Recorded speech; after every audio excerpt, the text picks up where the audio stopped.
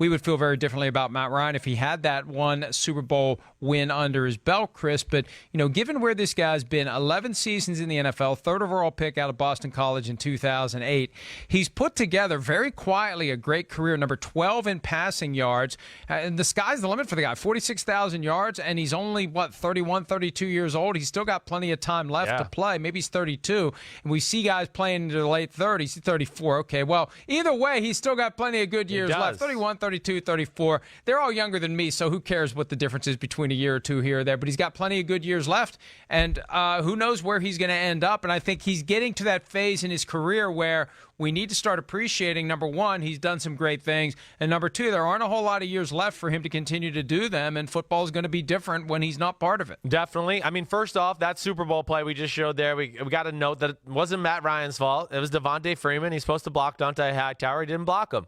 That's not Matt Ryan's fault, even though everybody wants to blame him there. But, I hear you, Mike. I mean, the guy has done a lot of great things through his career, and the Falcons have been relevant pretty much every year throughout his career.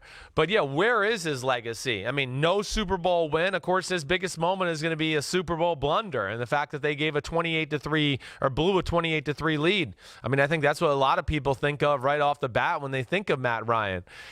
Had some disappointing, had an NFC Championship game where they lost to the 49ers and they were winning that game. They kind of blew that lead too. Remember that, Mike, back in 2012. Now, you know what happened at the end of that game? Navarro Bowman. Bad pass interference call, not called, botched. Falcons probably should have been in the Super Bowl, not the 49ers. We didn't change the rules that year, though, for some reason. But I don't know, Mike. Where is he? Wait. Are you suggesting we didn't change the rules because it was Matt Ryan instead of Drew Brees? I think that I think one team didn't throw a big enough fit, or maybe it would have been changed at that point, and a fan base that didn't change it or throw a big enough fit.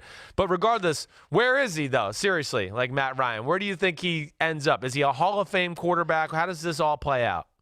Hard to be a Hall of Fame quarterback without a Super Bowl win. Although Dan Marino, Dan Fouts, Fran Tarkenton. I mean, there are guys who have made it to the Hall of Fame without winning a Super Bowl. Right. And I think a lot of it, and I say this all the time, we went down this rabbit hole with Donovan McNabb not that long ago. I look at championships, longevity, statistics, and dominance, right? And what you've addressed as it relates to Matt Ryan's performance the past 2 years, not that it was dominant, but the fact that you can vouch for his ability to make something happen when maybe the system doesn't provide him with something. Right now, most football fans aren't going to appreciate those nuances, and I don't know that the Hall of Fame voters will either. Right. But that's an example of a guy who rises above his circumstance, and it's hard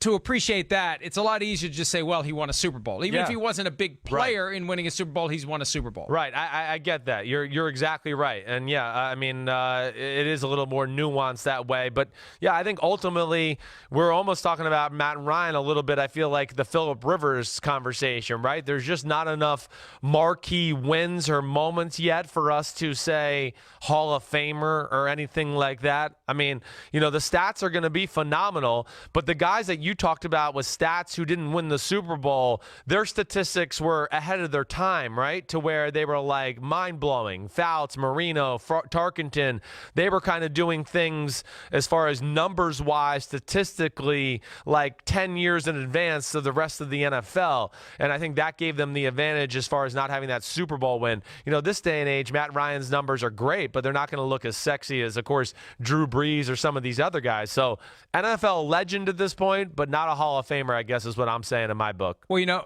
Tarkenton played the bulk of his career before they loosened the rules, and I remember it was a big deal if he had 200, 225 passing yards in a game, and he retired as the guy with the top all-time passing yardage, and he's currently number 11.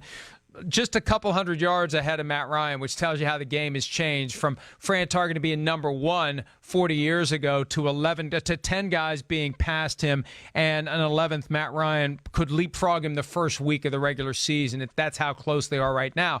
So I get that, and it makes it hard to compare quarterbacks from different eras. But if Matt Ryan finishes top 5 right now, he's got 5 active quarterbacks ahead of him on this list, but he can pick off Fran Tarkenton, Warren Moon, John Elway. He can easily do that. Right. The question is, how high can he go? Could he catch a Dan Marino? He needs 15,000 yards to get there, and 4,000 yards a season. You got 4 more years. You can get there. I mean, I think he can get there. He could finish in the top 5, 6, or 7.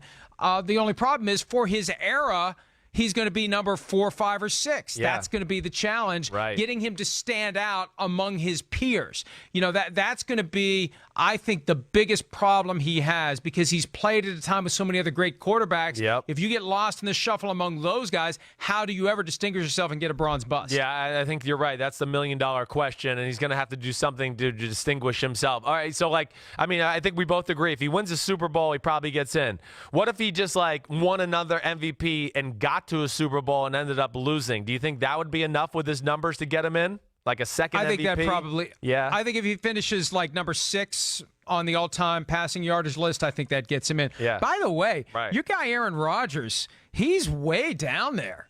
He's number 17, and he's been a starter as long as Matt Ryan. You may want to revisit your all-time list there, Christopher. We'll be right back. Hi, I'm Mike Tirico, and thanks for watching. Make sure to hit subscribe for the latest news and highlights from NBC Sports.